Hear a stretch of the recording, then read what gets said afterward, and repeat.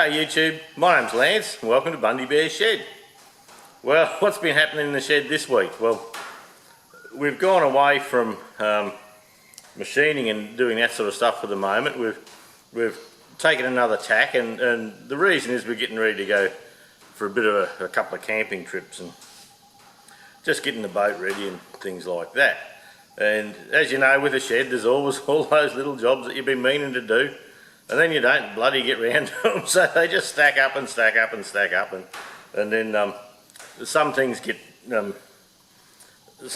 put aside and other things happen. So you have long-term jobs that don't get done, and they sort of sneak up on you a bit. So not to worry. This week I've caught up on a few of those. I haven't filmed much of it, but I can show you what I've done and take it for a little bit of a walk. And I've got a few questions about my tooth. Apart from the obvious answer is it was the missus kicking shit out of me. I had the base of the tooth was okay, but the top broke off, and they drilled up into it and they put like a cap with a steel rod in it and all that, and that broke off, and it's been breaking off a little bit, and I've been super gluing it back in, and anyway, over my Christmas break I just left the bloody thing out, and I haven't got it put in yet, so I'll have to go and get it done properly one day. But yeah, so nothing major. It's one of those things that comes out, and next video I may well have it back in again if the bloody thing stays there, but it's getting to the stage where it just doesn't want to stay, so I'll probably have to go and get it looked at properly. And I could braze a bit of something on the end of it, I was thinking, but yeah, that's not the done thing apparently. But look, with the Holden Colorado, the old Collie here behind me, that was giving us all the strife, it's been going like a train, not a bloody sausage of trouble, and we've had some really stinking hot days, and the problem was that when you got it in the car park at work on a stinking hot day, day's not as hot as we have been having recently, it wouldn't start. Yeah, and they tracked it down finally after a couple of goes to the plug in the drop box, and there was a connection there not sorted properly. So look, they've fixed that. It seems to be a good thing, and so yeah, it hasn't let us down. So we're happy. Yeah, I've taken the chip off it. It had a DP chip on it, and we've got it. Well, we haven't got it quite booked in yet, but I've been talking to the bloke about getting it booked in for an ECU remapping. One thing with these new vehicles, what they do to them is they put these 6, 7, 8 speed bloody automatic transmissions in them, and then you put a bit of a load in it, and look, it's just a camper on the back, not a heap of load, but it's probably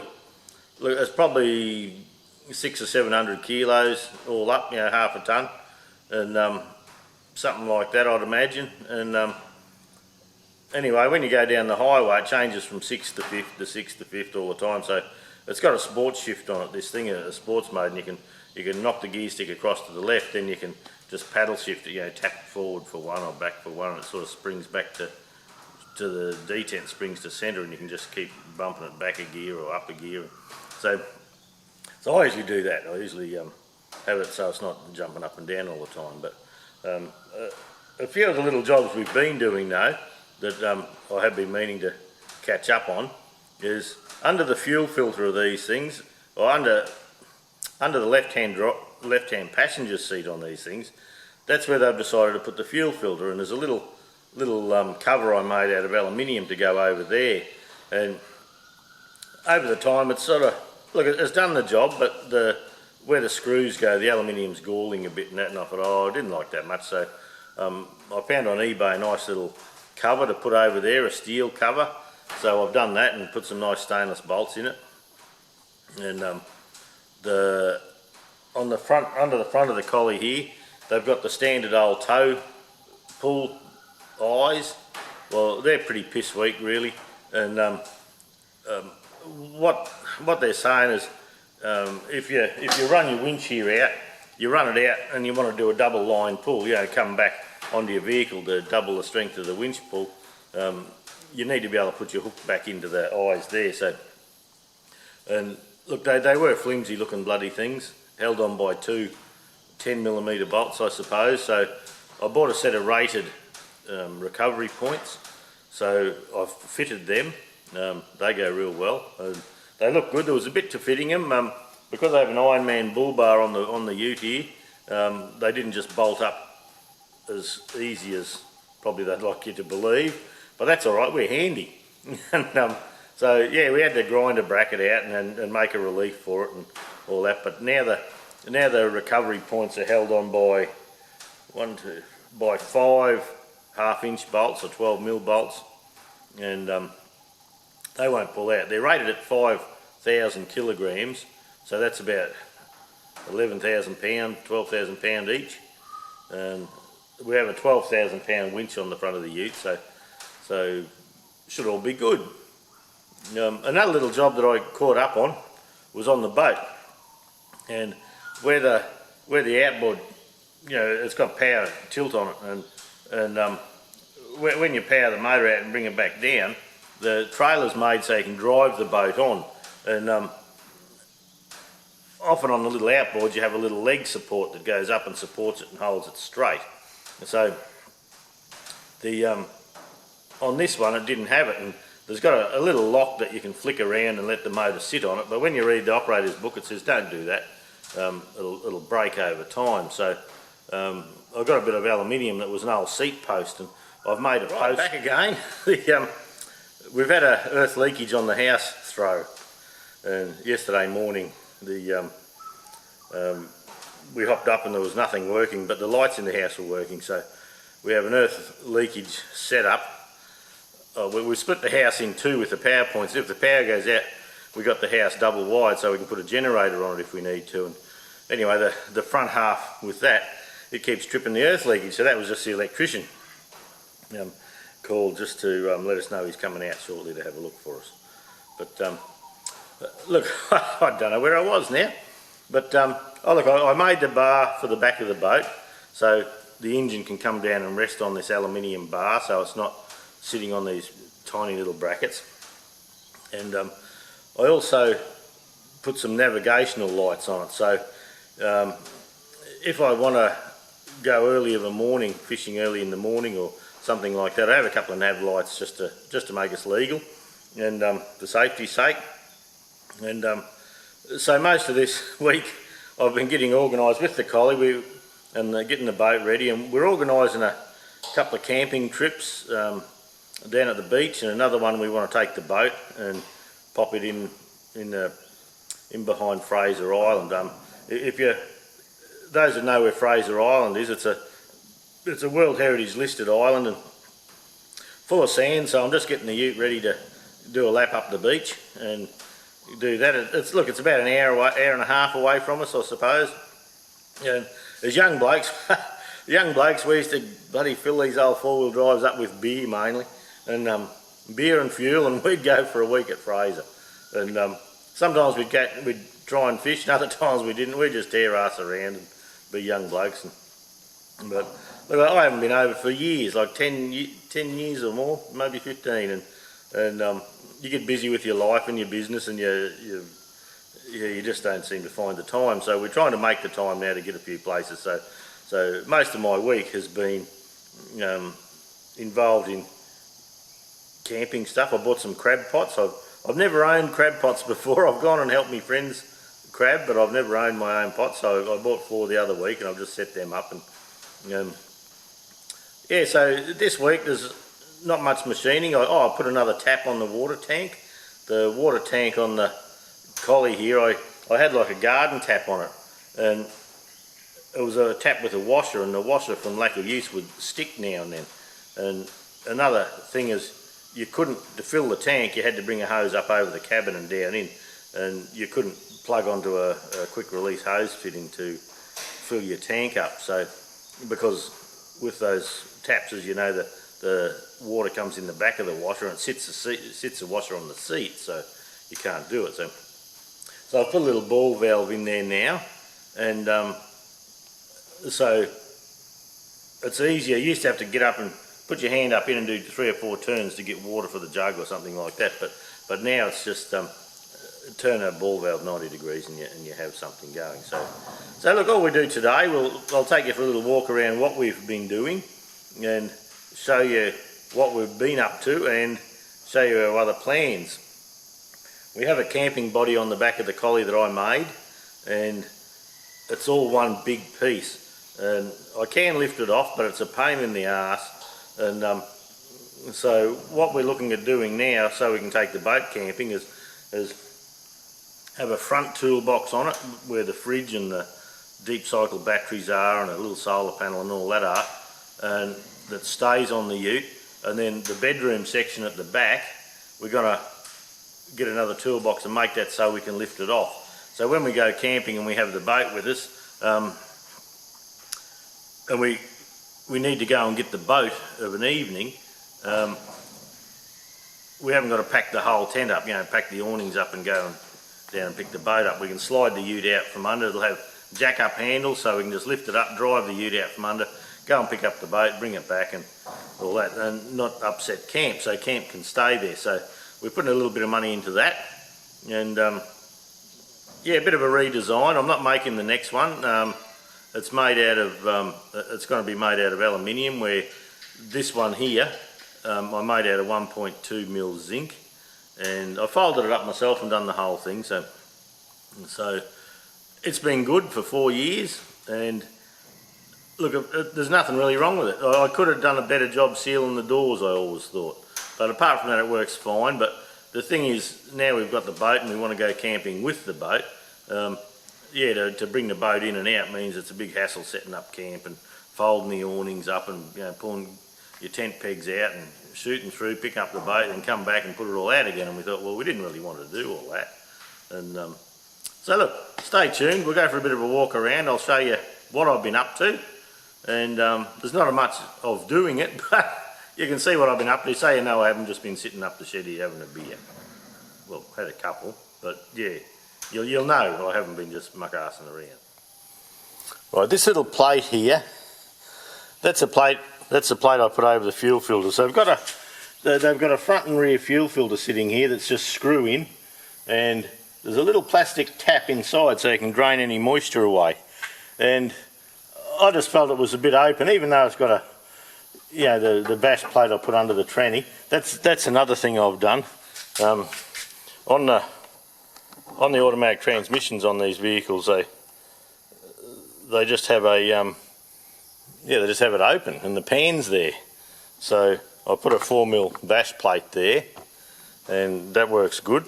And this here, that's only about 3mm. Oh, there, 2.5mm maybe, 2.4. So that should tidy that up, and I don't have to worry about that anymore. Over here, that's my big 3-inch exhaust system we put on. Get it all breathing nicely.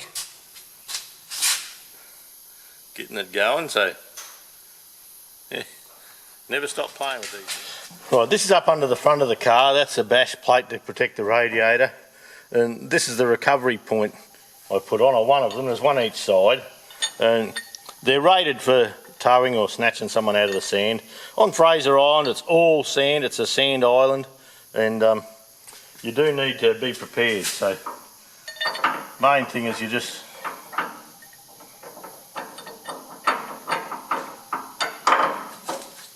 gives you a place for a good de-shackle, so we can snatch ourselves out, or hook a snatch strap on. Usually you put a balancing strap in between, but look, it's just a safety thing. The old ones were just made of a bit of,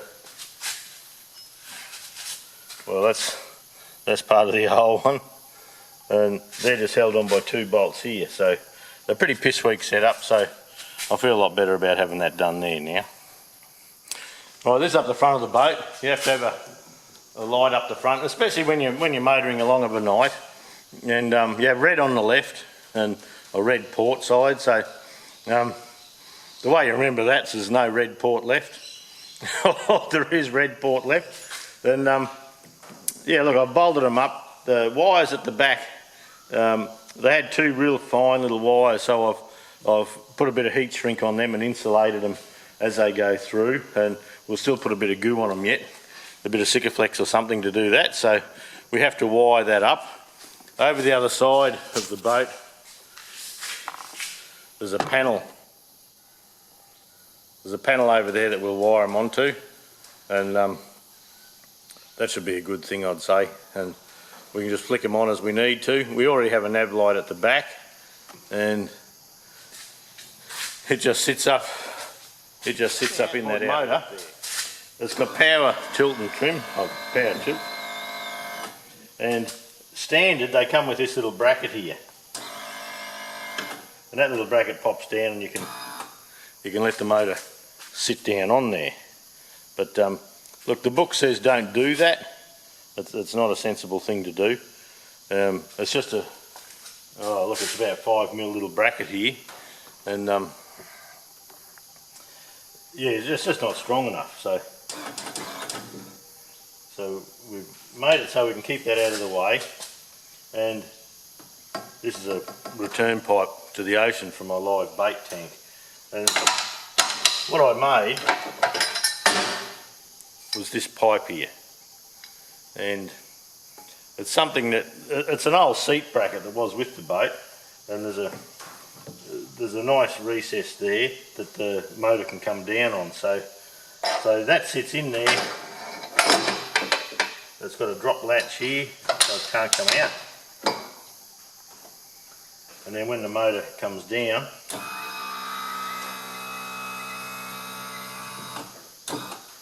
there you go. So that supports the motor while we're on the road. I have a couple of catches coming yet, and we haven't got a way of stopping that from slopping around, and I was just using a couple of Ocky straps, but what the plan is with that is when we come down to the bottom of the leg here on the hydroplane, there's a couple of little holes there. I'll probably make them bigger and drill a hole down in here on the step and just put a ratchet strap in each side, just to